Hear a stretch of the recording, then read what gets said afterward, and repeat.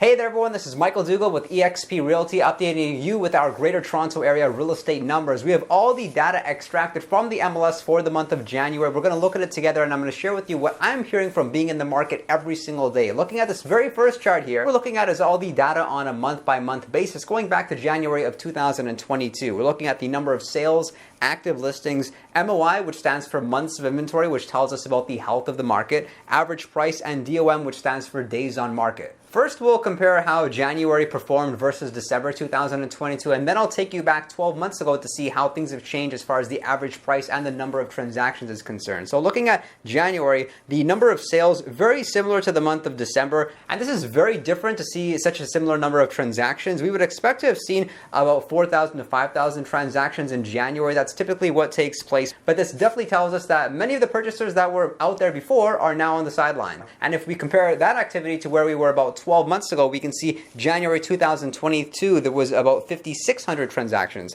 Looking at the number of active listings, so that takes into account the listings that were active by the end of December, as well as new listings, and then subtracting the number of listings that were sold. We're looking at 9,300 active listings. So we can see an increase in the number of listings, and this is usually what takes place because in December, people delist their properties for the holidays, naturally so. So January, we saw more listings, and if we compare that to January 2022, there was only about 4,140 active listings back then, which is why that market commanded such high prices. It was very low inventory. But even now, we're looking at somewhat decreased inventory because if we compare this number of active listings to April, April saw like 13,000 active listings. The MOI, which stands for months of inventory, that was reported in January 2023 is 3, and this takes into account how long it will take the existing listing inventory to sell. So taking the number of active listings and the number of sales. A higher MOI means the market is more advantageous for a buyer, and the lower MOI means that it's more advantageous for a seller. Looking at the numbers here, we can say we've shifted slightly more into a buyer's market. I wouldn't necessarily call it a buyer's market, yes, as days on market is fairly low,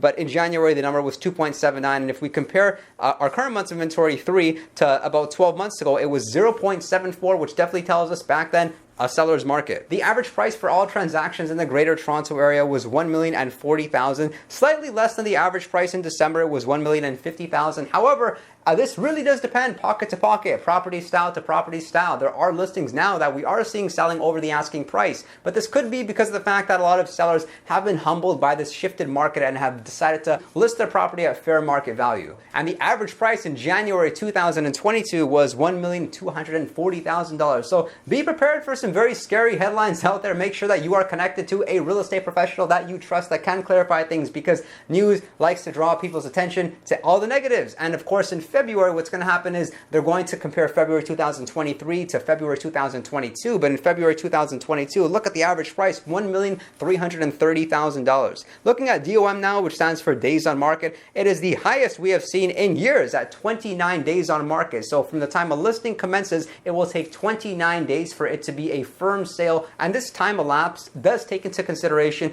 any conditions that are on offers. For example, we're typically seeing a 5-day condition for financing and for home inspection on listings today. In December, days on market was 27. January 2022, days on market was 13. Now looking at the average price and specifically how it has changed based on the property type, looking at detached, semi-detached, townhouses, and condo apartments, everything is down.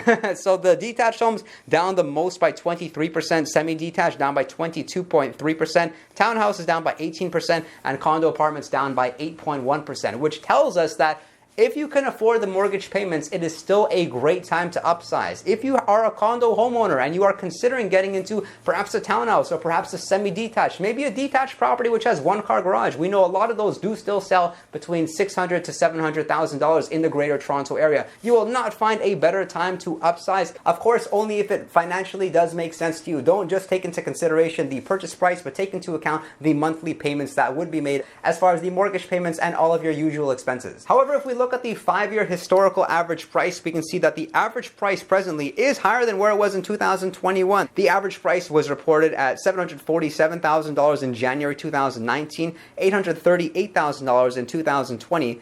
966,000 in 2021 and 1,242,000 in 2022, and then now we can see 1,039,000. And this is the reported average price specifically for the month of January in each of these years, because if we're strictly looking at the month of January through each of these years, then we're taking into consideration any seasonal variables that may come into play. The Greater Toronto Area is usually quite cyclical in the sense of spring market, we see increased activity, we see a higher average price, and then the same thing we see in the fall, but to a far less extent. If you did get value from this video, consider subscribing, and if you are considering buying or selling, call me. And real estate agents, if you're looking for a great brokerage and a great mentor to help you succeed in this very challenging market, then definitely reach out to me to learn more about eXp Realty. You can call me or you can conveniently book a time to speak with me in the description box below. Our top agent of the month, Paris Bhatia, listed 6 homes in January, and he just took a new listing for $15 million.